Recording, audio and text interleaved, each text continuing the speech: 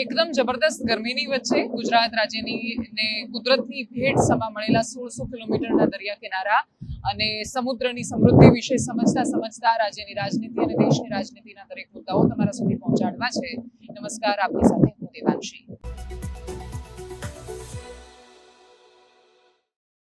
આખરે વાત અને લડાઈ તો વારસાની છે, આખરે વાત તો એ સમૃદ્ધિની જ છે અને આખરે પ્રશ્ન એ જ છે કે જે વારસો મળ્યો છે એનું સન્માન અને સ્વાભિમાન ન જળવાય ત્યારે વિવાદ કેટલો પણ હસતો હોય છે. ગુજરાત રાજ્યમાં ક્ષત્રિય આંદોલન પોતાની ચરમ પર પહોંચી રહ્યું છે. રાજનેતાઓ એવું ધરીને બેઠા હતા, ભારતીય જનતા પાર્ટી એવું માન્યું હતું કે સમય આવતા મુદ્દો સાવ ધીરે ધીરે જઈને સોલ્વ થઈ જવાનો છે. આગળ વધતા એવું દેખાઈ નથી રહ્યું. આજે જ હું જામનગરની આજુબાજુના કેટલાય ક્ષત્રિય પ્રભાવિત, ક્ષત્રિય બાહુલ્ય એવા ગામડાઓ કે જે સંપૂર્ણ ભારતીય જનતા પાર્ટીને સમર્થિત હતા એક સમય સુધી, એ ગામડાઓમાં જઈને આવી છું ને ત્યાંનો મિજાજ પણ કહી રહ્યો છે કે ક્ષત્રિયો માફ કરવાના મૂડમાં નથી. એમણે કહ્યું હતું કે અમે એક જ વસ્તુ માંગી હતી કે પરસોત્તમ રૂપાલાની ટિકિટ રદ કરો. અમે વર્ષોથી ભારતીય જનતા પાર્ટીને એકદમ સમર્થિત રહ્યા છીએ, તો શું કામ અમારી વાત સાંભળવામાં ન આવી? એ બધાની વચ્ચે ભારતીય જનતા પાર્ટીના પ્રદેશ અધ્યક્ષ CR પાટીલે એક પત્રકાર પરિષદ કરી, જેમાં દક્ષિણ ગુજરાતના 108 અલગ અલગ ક્ષત્રિય સમાજના આગેવાનો સાથે એમણે મુલાકાત કરી હતી. અને એ મુલાકાતના અંતે જે ક્ષત્રિય સમાજના આગેવાન હતા એમણે કહ્યું કે અમને એક બેઠક પર, એટલે કે પરસોત્તમ રૂપાલાની સામે વિરોધ છે, ત્યાં અમે વિરોધ દર્શાવીશું, પણ બાકીની કોઈ બેઠક પર અમે ભારતીય જનતા પાર્ટીની સામે આવીને નથી ઉભા. ગૃહ રાજ્યમંત્રી હર્ષ સંઘવી, સંગઠન મહામંત્રી રત્નાકરજી આ બધા જ અલગ અલગ ક્ષેત્રોમાં ફરી રહ્યા છે. ક્ષત્રિયોને સમજાવવાની કોશિશ થઈ રહી છે, પણ મામલો કોઈ ચોક્કસ નિષ્કર્ષ પર પહોંચતો નથી દેખાયો. આજે ઘણી બધી અપડેટ સામે આવી છે. ગઈકાલે અહીંયા જામનગરમાં જ પૂનમ માડમનો વિરોધ કરવામાં આવ્યો હતો. ઘણી બધી બેઠકો એવી છે કે જે માત્ર ક્ષત્રિય સમીકરણના કારણે પરિસ્થિતિ બદલાઈ ગઈ છે. તમે એની કલ્પના કરો કે સુરેન્દ્રનગરમાં તો ભારતીય જનતા પાર્ટીનું મધ્યસ્થ કાર્યાલય ખાલી કરાવ્યું. સાબરકાંઠામાં સ્થિતિ વણસતી જઈ રહી છે અને આ પરિસ્થિતિની વચ્ચે જો એકથી વધારે બેઠકો પર સંઘર્ષનો ભારતીય જનતા પાર્ટીએ સામનો કરવો પડે તો એમના માટે એ મુશ્કેલીની વાત હોઈ શકે. પ્રધાનમંત્રી મોદીનો ગઈકાલે મોડી રાત્રે જ કાર્યક્રમ ઘોષિત થઈ ગયો હતો. ગુજરાતનો સ્થાપના દિવસ 1 મે અને 2 મે બંને દિવસ પ્રધાનમંત્રી મોદી ગુજરાતના પ્રવાસે આવવાના છે. દક્ષિણ ગુજરાતમાંથી CR પાટીલે પત્રકાર પરિષદ કરીને ક્ષત્રિય સમાજનો એક હિસ્સો અમારી સાથે છે એવું બતાવવાની કોશિશ કરી છે. પણ હવે આ જે પ્રયત્ન છે એ ક્ષત્રિય સમાજનો રોષ ઠારી શકે છે કે પછી મુદ્દાને વધારે ઉગ્ર બનાવે છે, એ તો આપણે ધારી નથી શકતા. પણ ખાલી સાંભળીએ અત્યારે ભારતીય જનતા પાર્ટીના પ્રદેશ અધ્યક્ષ CR પાટીલને અને એમની સાથે ક્ષત્રિય સમાજના જે આગેવાનોએ પત્રકાર પરિષદ કરી એમને. જે લગભગ 108 ક્ષત્રિય સમાજના આગેવાનો દક્ષિણ ગુજરાતના અહીંયા આવ્યા છે, એ પણ રાજકોટના જે સંમેલનમાં હાજરી એમણે પણ આપી હતી. પરંતુ એમનું સ્પષ્ટ માનવું છે કે આ જે જવાબદારી કે જે રોષ છે એમનો રૂપાલા સાહેબની સામે છે. એમનો આદરણીય પ્રધાનમંત્રી શ્રી નરેન્દ્ર મોદી સાહેબ સામે કોઈ પણ પ્રકારનો વાંધો નથી. આ દેશના, આ રાજ્યના કે આ વિસ્તારના વિકાસમાં મોદી સાહેબનું જે યોગદાન છે એને વિસ્તારે પાડી શકાય નહીં. અને એટલા જ માટે એમણે ભારતીય જનતા પાર્ટીની પણ સપોર્ટ કરે છે અને આદરણીય પ્રધાનમંત્રી શ્રી નરેન્દ્ર મોદી સાહેબ માટે પણ એમને ખૂબ સન્માન છે. આજે લોકો સામેથી આવ્યા છે કે અમારો જે રોષ છે, અમારો જે વિરોધ છે એ એમના પૂરતો મર્યાદિત રાખીને અમે આદરણીય પ્રધાનમંત્રી મોદી સાહેબના નેતૃત્વમાં ભારતીય જનતા પાર્ટીને સમર્થન કરીશું. અને એમની સાથે જોડાયેલા જે તમામ આગેવાનો છે એમને પણ એમણે વિનંતી કરી છે અને આજે ખુલીને બહાર આવ્યા છે. એમના વિરોધને અકબંધ રાખીને આજે આવ્યા છે. એમના અમે સ્વાગત પણ કરીએ છીએ. પણ અમે એક ક્ષત્રિય ધર્મ તરીકે અમારો રાષ્ટ્રધર્મ પર પહેલાં આવે છે, એટલે અમારી ફરજ પ્રમાણે અમે અમારા પાટીલ સાહેબને હંમેશા સમર્થન આપ્યું છે અને ભવિષ્યમાં પણ અમે સમર્થન આપતા રહીશું. એટલે અમારે આ બાબતે ભાજપ સરકાર સાથે કોઈ વિરોધ નથી. સમર્થન તો જ્યાં સત્ય હશે ત્યાં અમે રહીશું. બાકી અમારો કોઈ પર્સનલ પ્રેજ્યુડાઇઝ કોઈ સાથે નથી. રૂપાલા સાહેબે જે વક્તવ્ય આપ્યું છે તો રૂપાલા સાહેબ સાથે અમારો વિરોધ છે એ રહેશે. બાકી અમારું ભાજપ સરકાર સાથે કે ભાજપ પાટીલ સાહેબ સાથે હંમેશા અમે સાથે છે અને સાથે જ રહેવાના છીએ. કઈ બેઠકો પર આંદોલનનો સૌથી વધારે પ્રભાવ છે તો એનો જવાબ મળે છે કે રાજકોટની આજુબાજુના વિસ્તારોમાં, સૌરાષ્ટ્રમાં, ઉત્તર ગુજરાતના ક્ષેત્રોમાં તમે વાત કરશો તો સાબરકાંઠામાં એનો પ્રભાવ દેખાઈ રહ્યો છે. આણંદમાં મુદ્દાને ઘણું હાઇલાઇટ કરવાની કોશિશ કરી છે, પરંતુ ત્યાં સમીકરણો ખાસા અલગ છે, પરંતુ છતાંય થોડી ઘણી અસર દેખાઈ રહી છે. સૌથી વધારે અસર એની સુરેન્દ્રનગર, જામનગર અને રાજકોટમાં સ્વાભાવિક રીતે દેખાઈ રહી છે. અને એટલા જ માટે આ બેઠકો પર અસર ભાવનગરના ઉમેદવારને વારંવાર સામનો કરવો પડે છે. એટલે દેખીતી રીતે પૂનમ માડમ આખા ઘટનાક્રમમાં ક્યાંય સંકળાયેલા નથી, પણ છતાંય એમને વારંવાર વિરોધનો સામનો કરવો પડી રહ્યો છે. જામનગરના એવા જ એક ગામમાં હું જ્યારે પહોંચી, વસઈ એનું નામ છે, અને વસઈ ગામમાં જામનગર ગ્રામ્ય વિધાનસભા ક્ષેત્ર હેઠળ આવે છે. એ ગામના યુવાનોએ, આગેવાનોએ આ વિષય પર શું કહ્યું, બહુ વિસ્તારથી વાત કરી છે, મારી ચેનલ પર ઉપલબ્ધ છે, પણ તમે એકદમ સંક્ષિપ્તમાં એ હિસ્સો જુઓ અને જેનાથી તમે સમજવાની કોશિશ કરો કે આ વિષય શું કામ ક્ષત્રિય સમાજનો વિષય ન રહેતા એ લોકો એવું માનીને બેઠા છે કે અમે ખાસી બધી લોકસભા હરાવીને રહીશું. અને સાથે કરણસિંહ ચાવડા એમણે પણ કહ્યું છે કે 2જી તારીખથી લઈને 7 તારીખ સુધી રાજકોટમાં ધામા નાખવાના છીએ, પરસોત્તમ રૂપાલાને હરાવીને રહીશું, અને સાથે હરાવવા માટે દુશ્મનનો દુશ્મન દોસ્ત.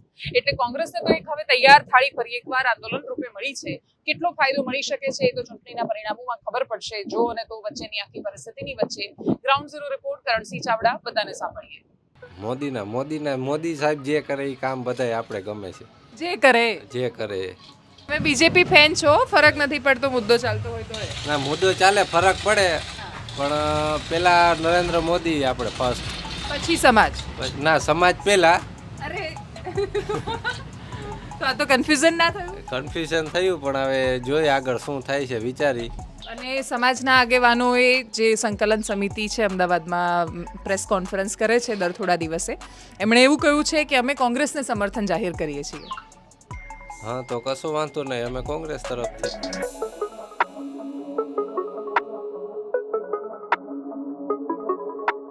વાત સાચી, સરસ મજાની બપોર છે, 2-4 મહિનાનું વેકેશન છે, પબજી રમી રહ્યા છે, આનાથી વધારે શું જોઈએ? ખાલી એક કન્ફ્યુઝન છે, સમાજ કે ભાજપ, બરાબર? એટલા માટે જો ગુજરાતમાં ભાજપ બીજેપી ન આવે તો ગુજરાતને ઘણો લોસ થાય છે, કે જે તેનો ગુજરાતની પ્રગતિ થવા માંડે, જે થવાની છે એ જરાક એમાં સ્ટોપ આવે છે, પૂર્ણ વિરામ આવે છે. કેમ કે ટોપ મોદીજીનું સપનું છે કે 2047માં ટોપ સેકન્ડ નંબરે હશે જે બીજેપી, ઇન્ડિયા જે સેકન્ડ નંબરે લાર્જેસ્ટ કન્ટ્રીમાં જીડીપીમાં, એ એનું સપનું. કે 24 તારીખથી શરૂ કરેલું સંમેલન, ઉપવાસ, ધરણા, અત્યારે હાલ પણ દરેક જિલ્લાઓમાં અમારી ક્ષત્રિય સમાજની બહેનો એ છેલ્લા 5 દિવસથી પ્રતિક ઉપવાસ કરી રહી છે. જિલ્લા વાઇઝ સંમેલનો પછી રતનપર, રાજકોટ ખાતે 7 લાખ ઉપરાંત ક્ષત્રિયો ભેગા થયા. ક્યાંય પણ ગુજરાતની પ્રજાને અડચણ પડી હોય એવું બન્યું નથી. અમારું આંદોલન શાંતિપૂર્વક, શિસ્તપૂર્વક, સંયમપૂર્વક, કોઈ માલ મિલકતને કદાચ કોઈ નુકસાન પણ ન થાય એ માટેનો અમારો સંદેશ આટલો જ છે કે તમે ભલે પુરુષોત્તમભાઈ રૂપાલાની ટિકિટ રદ ના કરી, પણ હવે 7મી તારીખે આ જે જન આક્રોશ છે એ મતદાનમાં ફેરવાશે, અને ભારતીય જનતા પાર્ટીને ના કેવળ ગુજરાતની 25 સીટો, પણ મધ્યપ્રદેશ, રાજસ્થાન, ઉત્તરાખંડ, ઉત્તર પ્રદેશ, જમ્મુ કાશ્મીર, હરિયાણા. આગળ વાત ગાંધીનગર લોકસભા ક્ષેત્રની કરીએ. અમિત શાહની સામે પક્ષ તરીકે ઉભા રહેલા એક ઉમેદવાર, એમણે એક વિડીયો જાહેર કરીને કહ્યું કે જબરદસ્તીથી એમનું નામાંકન પાછું ખેંચવામાં આવ્યું. એમનું ફોર્મ પાછું ખેંચવા માટે એમને શામદામ દંડભેદની નીતિ અપનાવવામાં આવી. થોડું ઘણું રડતા હોય એ પ્રકારે એમણે વિડીયો વાયરલ કર્યો હતો. એના પહેલા એમણે એક એવો વિડીયો પણ વાયરલ કર્યો હતો જેમાં એમણે અમિત શાહને પોતાનું સમર્થન જાહેર કર્યું હતું. એમણે કહ્યું કે એ વિડીયો પણ જબરદસ્તી બનાવવામાં આવ્યો હતો. એવો પણ આરોપ લગાવવામાં આવ્યો કે ફોર્મ પાછું ખેંચવા માટે 1 કરોડ રૂપિયા એમના ઘરે મૂકીને ગયા હતા. આટલા બધા આરોપોની વચ્ચે ઇલેક્શન કમિશનમાં એમણે ફરિયાદ કરી હોવાની વાત કરી રહ્યા છે. સૌથી પહેલા એ વાયરલ વિડીયો જોઈએ. सभी देशवासियों को ठाकुर जितल सिंह चौहान का कोटि कोटि प्रणाम। साथियों, मैं गुजरात के गांधीनगर लोकसभा से नामांकन किया था अखिल भारतीय परिवार पार्टी से। मुझसे जबरदस्ती फॉर्म वापस दिलवाया जा रहा है, मुझे हाईजैक कर लिया गया है। अमित शाह साहब के लोगों ने मुझे हाईजैक कर लिया है। हो सकता है हमारी मौत भी हो जाए, मुझे मार भी दिया जाए, कुछ भी हो सकता है हमारे साथ। मैं देशवासियों से अपील करता हूं, इस देश को बचा लो, ये देश खतरे में है, ये देश खतरे में है। देश के लोगों से अपील कर रहा हूं, देश को बचा लो।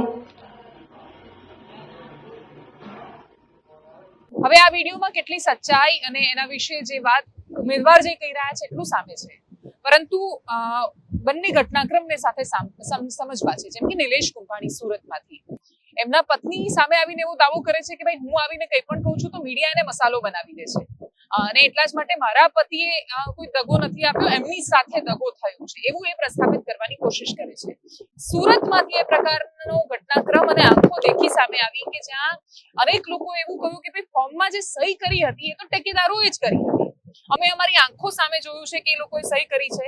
પ્રશ્ન આવીને એવો પૂછે કે શું ઇલેક્શન કમિશન ઓફ ઇન્ડિયાએ કોઈ વ્યક્તિના, જો આ હકીકત સાચી છે તો કોઈના ખોટા એફિડેવિટના કારણે એક વ્યક્તિની ઉમેદવારી રદ કરીને એક વ્યક્તિને તમે નિર્દળીય માનીને એમને તમે વિનર જાહેર કરી દીધા, જાણે જીતી ગયા છે લોકસભા ક્ષેત્ર એવું તમે એમને સર્ટિફિકેટ આપી દીધું. તો સૌથી વધારે પ્રશ્ન બંને કિસ્સામાં સુરતમાં પણ એવું કહેવામાં આવ્યું કે ભાઈ ક્રાઇમ બ્રાન્ચ છે એ બીએસપીના જે ઉમેદવાર ઉભા હતા એમને શોધીને લાવી હતી.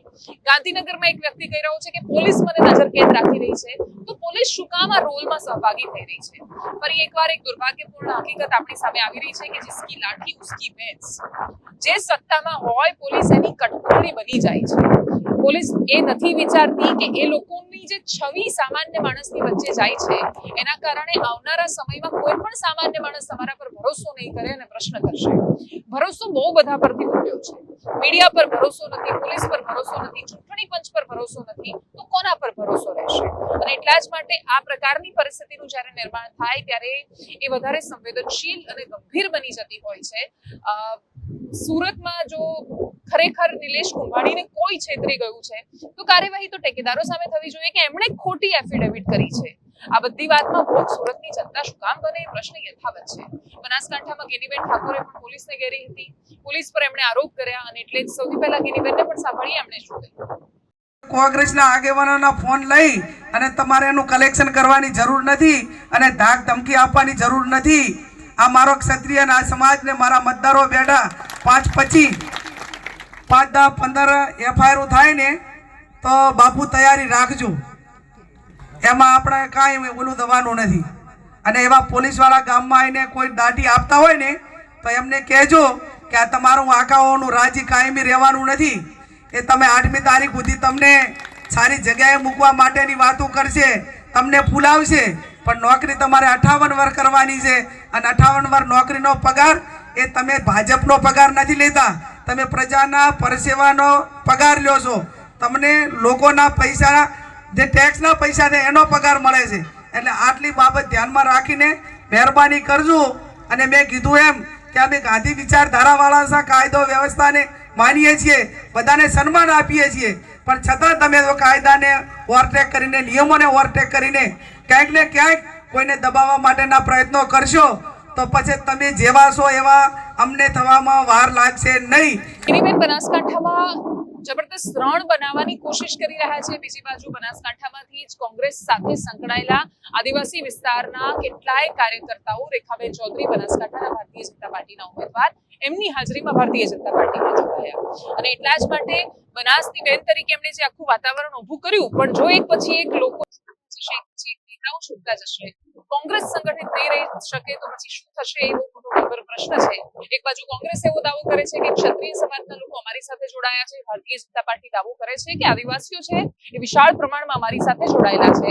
બનાસકાંઠામાં દાંતાની આજુબાજુનો આદિવાસી વિસ્તાર પણ છે, એનો પણ ખાસા બધા મત છે. એટલે એસસી, એસટી અને ઓબીસીમાં ચૌધરી સિવાયના જે મતદારો છે, ખાસ તો ઠાકોર મતદારો, એ પણ બહુ વિશાળ પ્રમાણમાં છે અને એટલા જ માટે એ મતદાતાઓ શું અસર કરે છે ખબર નથી. એ દ્રશ્યો જોઈએ જે રેખાબેન ચૌધરીની સભામાંથી સામે આવ્યા. જે રેખાબેન ચૌધરીની મીટિંગ હતી ત્યાં વિરોધ કરવામાં આવ્યો હતો. અમારી બેન દીકરી વિશે ખરાબ શબ્દો બોલનાર પરસોત્તમ રૂપાલાની ટિકિટ રદ કરવામાં નથી આવી.